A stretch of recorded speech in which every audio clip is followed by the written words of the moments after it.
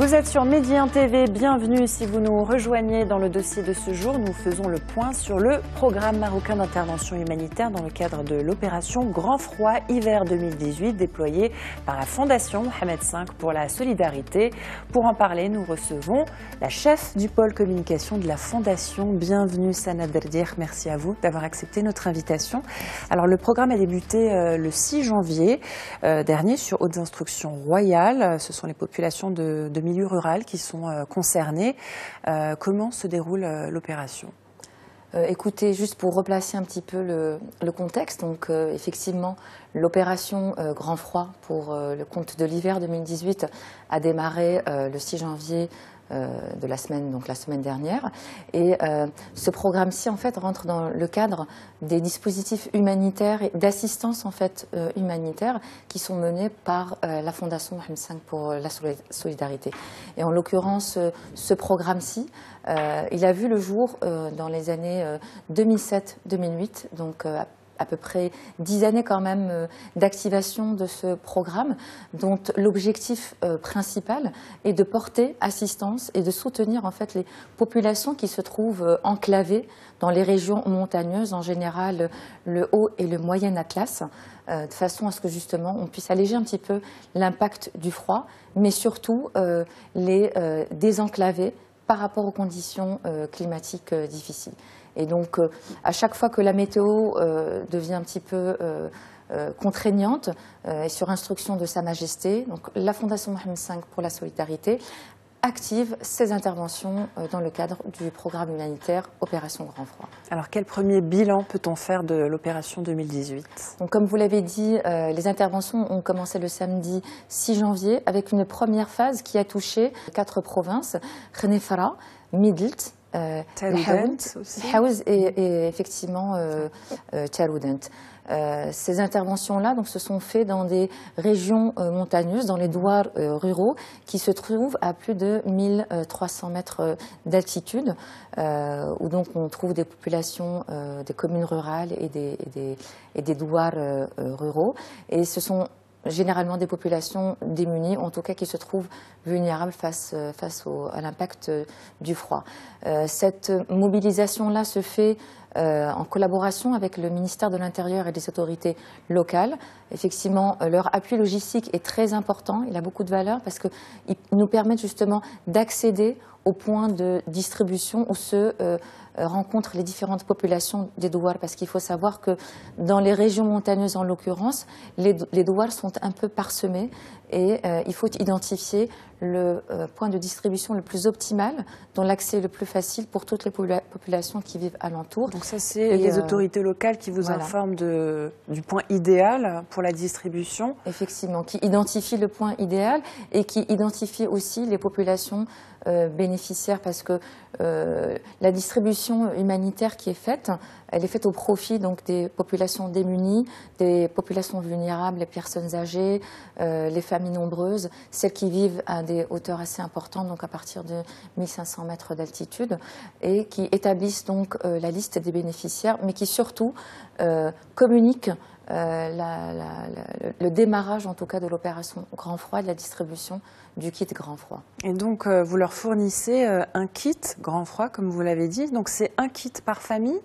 Absolument. Donc l'opération Grand Froid consiste dans la distribution de ce kit qui est composé de produits alimentaires, plus précisément 10 kg de farine, 5 kg de riz, 5 litres d'huile, un demi-kilo de thé de sucre, 1,2 kg de lait en poudre et une couverture. Donc c'est un kit qui a une valeur approximative de 600 dirhams et qui est distribué par famille et non par individu. La composition est quand même assez importante pour justement subvenir aux besoins en ressources alimentaires des familles, parce que justement qui dit grand froid, chute de neige, dit difficulté d'accès en termes de ressources alimentaires pour ces familles. Alors en termes de logistique, est-ce que des conditions particulières ont été mises en place pour cette distribution ? Absolument, il y a tout un dispositif logistique qui est mis en place. Comme je vous ai dit, il y a le ministère de l'Intérieur qui intervient, les autorités locales également, donc dans l'identification des bénéficiaires, mais surtout dans le désenclavement pour permettre l'acheminement des denrées vers les points de distribution. Donc il y a les routes qui sont déblayées, vous avez pu le constater durant la semaine dernière.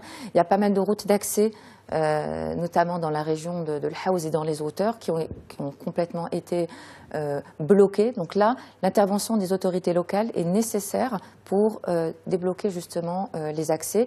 Et puis sur place, au niveau des points de distribution, donc il y a tous les moyens humains qui sont déployés, donc notamment les équipes de la Fondation, mais aussi les équipes des différents caïds qui sont sur place, avec lesquels on distribue les kits aux différentes familles. Alors cet hiver est particulièrement rude, avec des températures, on l'a senti, en dessous de zéro, donc dans ces régions montagneuses. Alors les besoins sont-ils plus importants cette année ? Les besoins seront toujours là et seront toujours importants. Les conditions de vie de ces populations dans les zones que vous avez citées, donc dans les régions montagneuses, sont difficiles. Et c'est pour ça que cette opération-là est déployée pour alléger justement l'impact de froid. Et ce sont aussi des besoins qui remontent du terrain, donc à travers les autorités locales, à travers les caïds, à travers aussi le travail de proximité que nous faisons sur le terrain, qui nous permet justement d'être à l'écoute des populations et d'identifier en tout cas les ressources ou les produits dont ils ont besoin et qui font justement l'objet de la composition du kit Grand Froid. Alors plus largement sur les opérations humanitaires de la Fondation Mohamed V pour la solidarité, on le voit avec cette opération Grand Froid 2018. Est-ce qu'on peut envisager ce type d'opération pour une canicule, même pendant l'été? Quelles sont les autres opérations qu'organise la Fondation? La Fondation a effectivement un programme appelé médico-humanitaire qui est enclenché chaque année à travers de grosses opérations récurrentes. Et en l'occurrence pour la saison estivale, c'est l'opération Marhaba d'accueil des résidents marocains à l'étranger qui est enclenchée chaque année du 5 juin au 15 septembre. Mais au-delà de l'accueil, c'est une véritable assistance humanitaire qui est déployée au niveau des 20 sites d'accueil, mais c'est surtout pour porter assistance à toutes les familles qui parfois se retrouvent dans des situations de vulnérabilité. Parfois, c'est des accidents de la route à l'étranger, donc il faut rapidement déployer les moyens, rapatrier les familles, traiter les cas d'urgence, ou en tout cas les cas médicaux sur place, rassurer aussi les familles. Au niveau de l'accueil, sur les points d'accueil au niveau du Maroc, donc là aussi, il y a une assistance sociale pour un accompagnement en matière de tout ce qui a trait aux questions administratives, juridiques, législatives, mais aussi un volet médical. Donc il y a tout un staff médical qui est sur place au niveau des sites d'accueil et pour réagir aux besoins, surtout quand il faut évacuer d'urgence des cas médicaux importants. Donc la mobilisation est de fait dans ce type d'opération, et cela vraiment H24, 7 jours sur 7 pendant les 3 mois et demi de l'opération. Parallèlement, on mène aussi un programme d'accès aux soins de santé et surtout de renforcement des prestations médicales de proximité, donc à travers le programme des campagnes médicales qu'on mène à travers tout le Maroc pendant toute l'année. Donc ce sont des opérations qui sont menées soit directement par la Fondation, donc en collaboration avec les associations médicales qui interviennent en tant que bénévoles. Donc là, ce sont des prestations multidisciplinaires qui sont offertes aux populations, mais également des interventions chirurgicales quand cela est nécessaire.